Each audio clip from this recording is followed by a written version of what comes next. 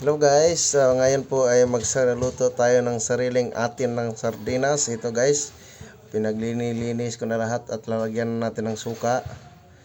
Ito mamaya guys, pagkatapos nito, ang sarap-sarap pati buto makaon, parang sardinas talaga. At saka lagyan natin ng olive oil yan. Ayan guys, nilagyan na natin ng suka. Para yan yung parang siya sa buto niya para malambot. At saka lalagyan natin ng patis guys. Ito yung patis na ginagamit natin. Baka naman silver swan. Yan guys, lagyan natin para masarap yan. At saka ito yung pinaka-paborito ng lahat, ng magic na may sarap pa. Ayun ubusin natin yan guys para mas malasa siya. At saka ito yung cubes guys, ng shrimp cubes, lalagay natin yan para lalo siyang sumasarap.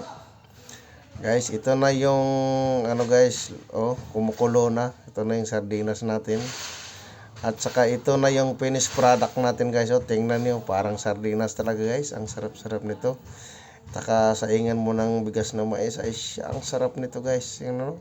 Pati buto makakain yan guys. Ang sarap-sarap niyan.